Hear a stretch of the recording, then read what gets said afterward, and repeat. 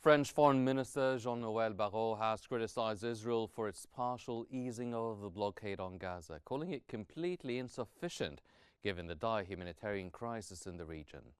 Barrot highlighted that for nearly 3 months, Israel had blocked access to vital humanitarian aid, leaving Gaza's population, particularly children, facing starvation and severe water shortages. While Israel recently allowed limited food shipments into Gaza, Barrot argued that this action was a mere half-opening and far from adequate. He condemned Israel's actions as a violation of international law, describing the blockade and ongoing violence as transforming Gaza into a death trap and cemetery.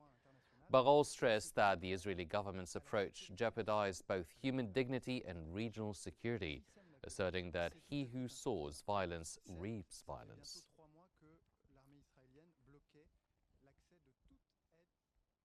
Israeli opposition leader Yair Golan has issued sharp criticism of the government, warning that its actions are isolating the country internationally and risking its status on the global stage. In remarks reported by Israeli media, Golan accused the government of lacking moral leadership and pursuing policies that could lead Israel towards becoming a pariah state, drawing comparisons to apartheid-era South Africa. He condemned what he described as the government's approach to civilians in Gaza and its handling of the conflict, suggesting it reflects a broader failure in crisis management and endangers the country's future.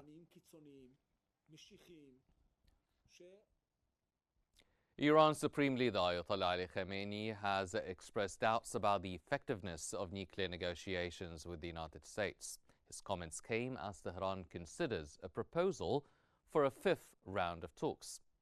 This headline gave crude oil prices a boost as markets continue to bounce around amid uncertainty over the US-Iran nuclear deal. Khamenei's skepticism added to the market's sentiment that a deal may not be imminent, pushing prices higher.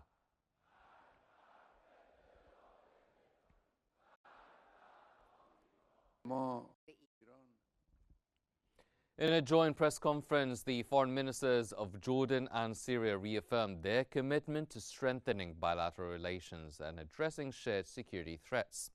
Syrian Foreign Minister Asad al-Shaibani praised joint efforts with Jordan in easing sanctions and reaffirmed Syria's commitment to stability in the 1974 disengagement deal with Israel, warning against violations. Jordan's Foreign Minister Ayman Safadi stressed southern Syria's importance to Jordan's security, urged deeper cooperation and called on Israel to end its occupation and respect Syrian sovereignty. Both sides pledged to enhance regional integration and stability.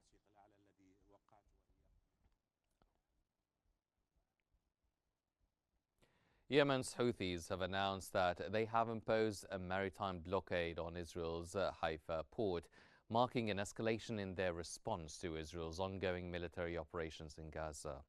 In a televised address, Houthi spokesperson Yahya Sarei warned that any companies with ships in or en route to Haifa should consider the port target effective immediately. The Houthis have continued to fire missiles at Israel, including on Ben Gurion Airport near Tel Aviv, although they have agreed to halt attacks on U.S. ships. The missiles launched by the group on Israel were mostly intercepted.